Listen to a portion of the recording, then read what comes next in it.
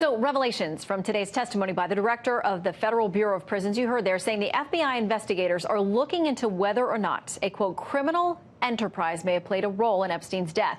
Comes as key lawmakers double down, calling on ABC News to answer questions about what it knew about the Epstein case, whether they ever contacted authorities, and why the story never made air.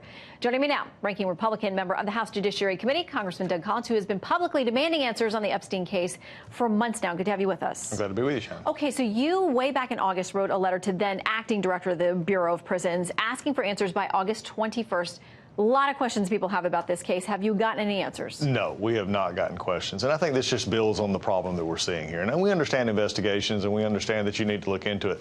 But there's a lot of people, when you look at this situation and now we see the charges being made against these guards about, not diligent in their job, falsifying records, doing this kind of stuff, it just raises the question because this looks so, for such a high profile case of a known predator, one that was there that everybody knew was in jail, to have this actually happen, it really reeks of, was this just simply a suicide, or was there other things involved here? And I think this is what has to be gotten involved in down to the bottom. The black eye that she spoke of today was more than a black eye. It was just a black mark on the Bureau of Prisons, and they've got to get to the bottom of this. Okay, the guards union says that simply assigning blame will not correct the staff shortages that put this chain of events in place.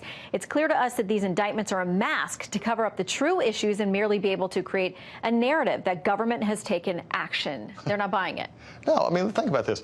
Okay, they're just pointing at others, for their own workers' non-ability to do their jobs. But even if he had committed suicide, they didn't do anything for 8 hours. They never checked on him. They never did what we're seeing is being accused here of doing what they're supposed to every 15 minutes. So they're simply here. This is a union protecting their workers, but they really don't have a basis here because what they're seeing here is what we've seen allegedly happen is they didn't do their job. That's not being part of a prison guard that is doing what they're supposed to be. That's not due diligence. This is negligence is what we're looking at here. Well, ongoing investigation, so hopefully we'll get a lot more answers because we all have questions about exactly what happened there. I want to turn now to the third day of public hearings now on the House Democrats impeachment push today.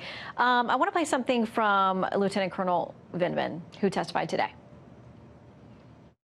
It was inappropriate. It was improper for the president to request and to demand an investigation into a political opponent, especially a foreign power.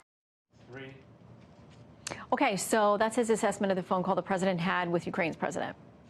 I think Lieutenant Colonel Vindman is pretty amazing. I mean, you look at it today, he actually had to go back in and actually change his sort of resume. I mean, he said, like, I'm the direct, responsibility for the Ukraine to the president. He's never talked to the president. It's his job to coordinate stuff, get the paperwork. But I think the thing that we're seeing in these hearings over the past 3 days is what has amazed me. You saw it last week in the hearing with Taylor and Kent. You're now seeing it with Vindman and others.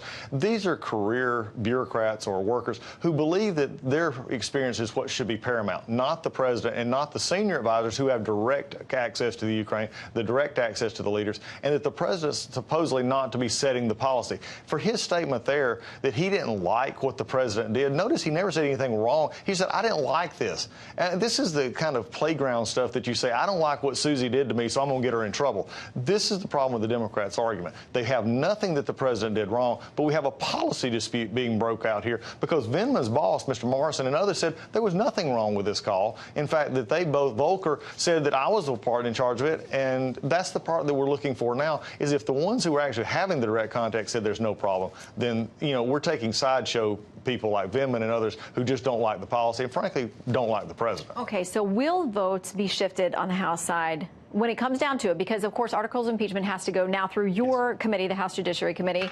There are 31 Democrats we know who are in. They won election last time. They were in districts that were won by President Trump in 2016. Where do they vote next time? Because you had two Democrats cross over and vote with you against proceeding with this whole thing. But you're going to need a lot more votes than that to stop impeachment. Right. I think, look, Nancy Pelosi is an excellent vote counter, and she doesn't like this president. But there's going to be a real test of mettle, if you would, for these 31 in those districts. We already have 2 who know what they're going to vote, and they're going to stick that way. But the rest of them are going to have to then go back to the American people that they elected them in their districts and say, I voted to overturn 63 million votes for a president of the United States based on people who didn't like his policy, policies, who didn't like him. And when we make our argument in judiciary and as we made our case in Intel, this started in November of 2016. We have been hearing impeachment since before the president was ever sworn in. They're seeing this for what this is, and that is a vendetta against the president who is doing things that they would wish that they could have done, like an economy, foreign standing, and things like that. This just goes back to just a personal preference issue, and Adam Schiff is a more than willing accomplice to put a false narrative out there. Okay, well, we'll see you Thanksgiving, Christmas, and everything in between, and maybe beyond that, because it's going to be a very busy time for you moving ahead and now as well. Congressman, thanks for stopping in. Always good to be here. Thanks.